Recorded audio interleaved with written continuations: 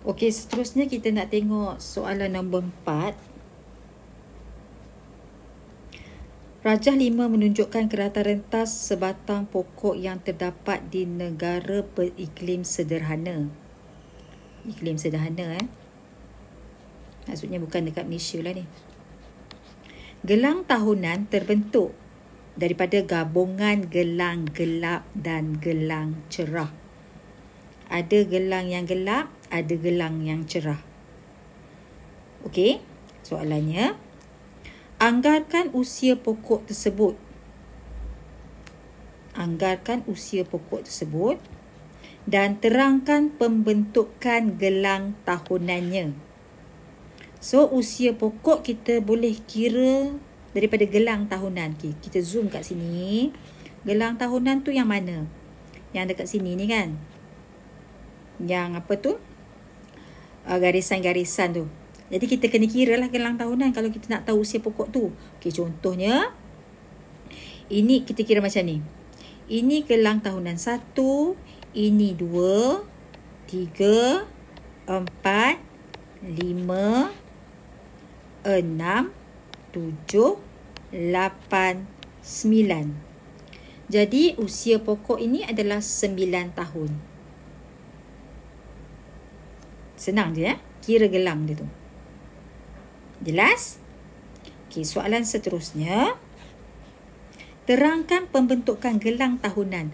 Kenapa ada gelang tahunan? Kalau pokok ni tadi dia kata beriklim sederhana. Pokok yang berada di kawasan beriklim sederhana, gelang tahunan dia tu kita nampak jelas. Ada yang gelap, ada yang cerah, ada yang gelap, ada yang cerah. Kita nampak jelas.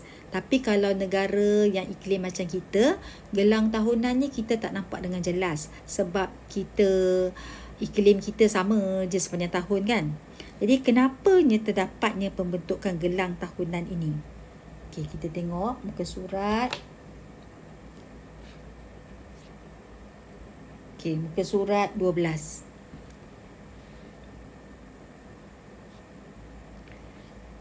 Jelas Jadi kalau tak jelas kat sini, boleh refer lah buku teks muka surat 12. Okey. Kenapa? Okey, apa soalan dia tadi? Terangkan pembentukan gelang tahunannya. Ni untuk yang pokok beriklim sederhana, yang hidup di kawasan iklim sederhana. Okey, kita baca. Usia bagi pokok yang hidup di kawasan beriklim sederhana dapat ditentukan berdasarkan gelang tahunannya. Macam tadi kan kita kira kan, pada batang pokok. Ini disebabkan, ni jawapannya daripada sini ni. Disebabkan pertumbuhan sekunder berlaku pada kadar yang berbeza. Pokok yang hidup di kawasan beriklim sederhana, kita dapat kira dengan jelas dia punya gelang tahunan dia sebab dia ada warna cerah, warna gelap, warna cerah, warna gelap. Jadi senang kita nak kira. Tapi kalau pokok yang berada di Malaysia, kita nak kira gelang tahunan tu tak nampak. Okey? Disebabkan pertumbuhan sekunder berlaku pada kadar yang berbeza mengikut musim. Pertumbuhan sekunder berlaku pada kadar yang berbeza mengikut musim. Macam mana tu? Pada musim bunga, bekalan air dan cahaya matahari cukup. Pada musim bunga, air dengan cahaya matahari cukup. Jadi xylem sekunder yang dihasilkan adalah besar. Xylem sekunder yang terhasil adalah besar dan berdinding nipis. Besar dan dinding nipis. Jadi tisu xylem ini akan berwarna cerah.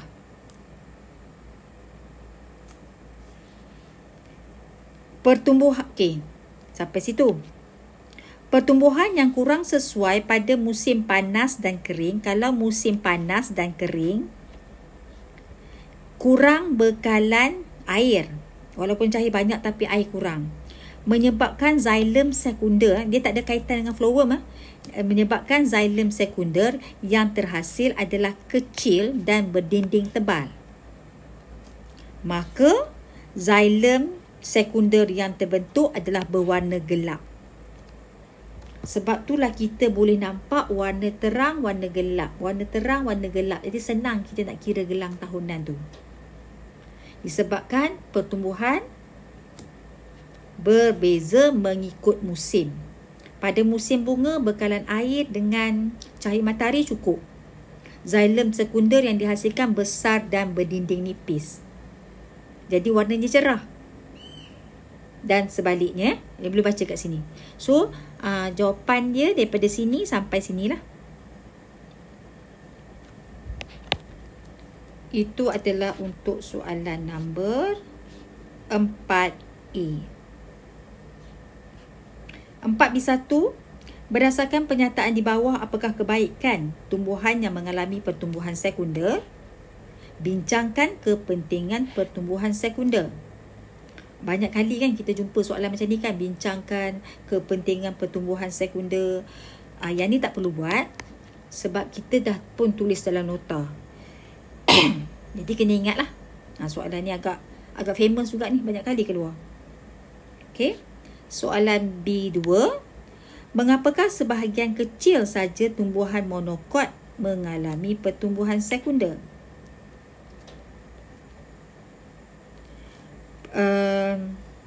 Tumbuhan monokot, sebahagian kecil saja pertumbuhan tumbuhan monokot jenis ini dia tiada cambium vascular dalam batang dia, ataupun dalam batang dan juga dalam akar dia tak ada cambium vascular. Maksudnya dia macam ni. Kalau kita lukiskan dia punya keratan rentas batang tumbuhan monokot, berkas vaskular dia tak ada. Tak ada ni. Dia hanya ada xylem dan phloem saja. Dia hanya ada xylem dan phloem saja. Dia tak ada cambium vascular. Dia tak ada benda ni. Ni. Ni. Dia tak ada cambium vascular. Yang ni dia tak ada. Yang ni dia tak ada.